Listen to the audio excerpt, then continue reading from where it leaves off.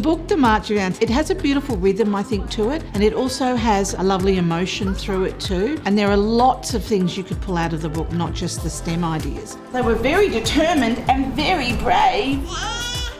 It is quite a long book in a way, but I also think the babies have enjoyed it. The books are easy enough for you to change and just take little bits away if you need to. The book has become, for one of the babies, a real focal point where before he sort of wasn't really interested in books, so I found that really interesting. So we have a story area, and it's where we read our stories, and the children know that, so it's a really good thing. If we talk about stories, they know to go there. And then as we were reading the story, we realised that it was a good place to come back to, and so it was the colony. Shall we take the baskets of food back to the colony to feed the babies? I suppose each time we do it, we think of another little idea to sort of deepen it or extend it or show what's happening. So, it was a story corner the first time I did it, became the colony, and then we added the ants at the end to show the children bringing the food back to the colony. And so it just deepens it each time.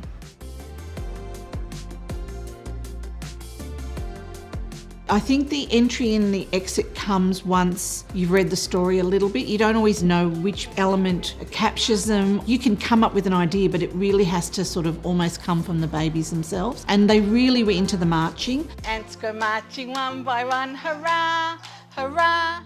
So that made the marching a starting point, and then we can take it anywhere. And to sort of end marching back seemed to be a great thing that they loved.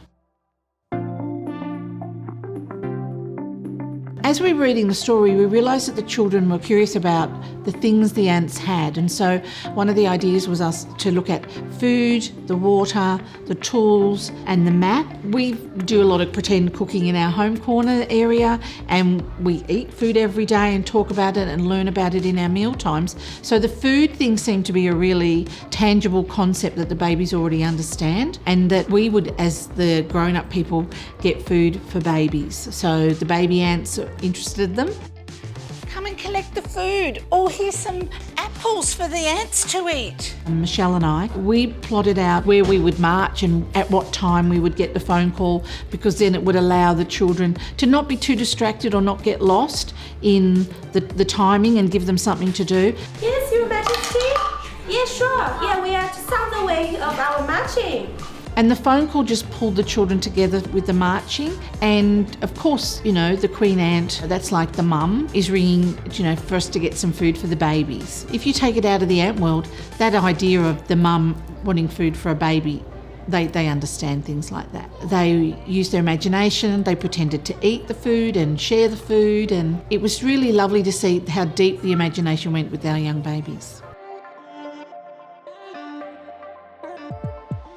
I'm never going to be the queen ant in my real life, but I get to be one anytime I do a play world. And the children see you're swept along with the magic of it. They'll come with you, and babies drift off, but they come back into it because they can see that I'm having fun, I'm enjoying it. Hello, Queen Ant. We went and got lots of food for you. So you just take on that character and talk to another person in the imaginary world that you're in. They really respond to you if you're the person alongside them. Can you give some food to the ants? Yeah. I saw this quote many years ago. Take the hand they offer you to step back into the wonderful world of childhood, because we're all so busy being adults that we forget how fun it is just to pretend that you're an ant marching somewhere. Can you put some leaves in there for the ants? Yeah. The kids aren't judging you. They love it. They absolutely love the fact that you're right there with them.